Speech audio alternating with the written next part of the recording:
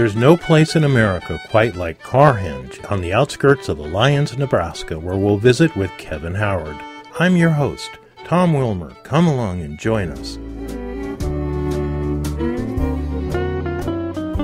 I'm Kevin Howard. I'm with the Alliance Visitors Bureau, Alliance, Nebraska, and we're standing right beside Carhenge, a replica of Stonehenge in England here in Nebraska. Now, how did this happen? A lot of interesting cars got stacked up. Like I say, it was a heck of a wreck.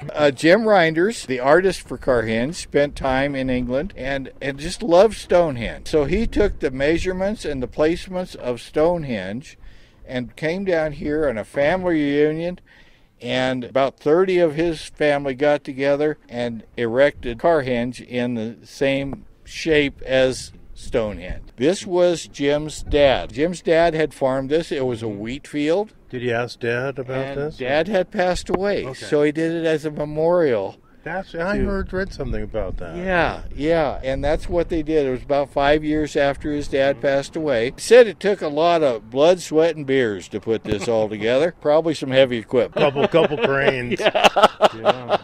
So this actually has become a real tourist attraction in the Midwest, hasn't it? Yes, most definitely. We are well over 100 cars a day come visit our little attraction here in Alliance, Nebraska. So that's just an economic engine for our little city. Quite a few people that wouldn't stop in town if it wasn't for Carhenge. Exactly. We have people that stop as just a kind of a little side trip. Mm-hmm. We have people that are making a pilgrimage to Carhenge. After they see the world's largest ball of string up in Missouri, out in Weston, then they come on down. And you can't help but have fun. Oh, yeah. No, this has been worth my afternoon, I'll tell you that.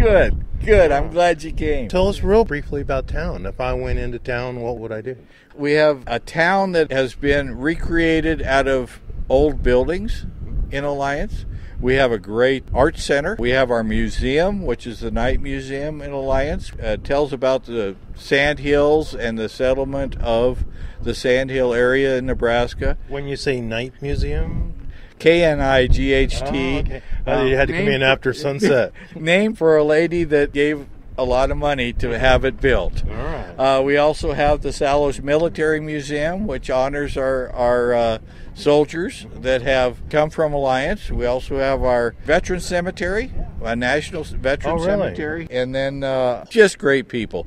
Our motto in Alliance is we're building the best hometown in America. I love it. And we're living up to it. That's so cool. And how about restaurants? Is there any place to stay in Alliance? Oh, yeah. We have several hotels, motels, RV places, great restaurants. Any kind of food from American to Mexican to Oriental. You're in Nebraska, son. We're going to eat steak. All right. The homeland, yeah.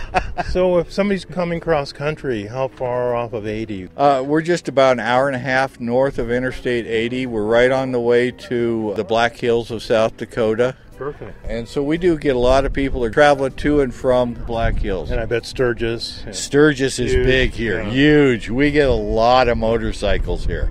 Yeah. All right. Kevin Howard, Director of the Alliance Visitors Bureau in Alliance, Nebraska. Thank you so much. What a great visit. Thanks for stopping in and seeing us. My pleasure and honor. All right.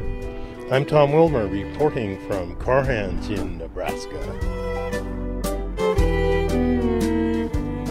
You've been listening to the Lowell Thomas Award-winning travel show, Journeys of Discovery with Tom Wilmer, featured on NPR.org's podcast site, produced by California's Central Coast NPR affiliate station KCBX.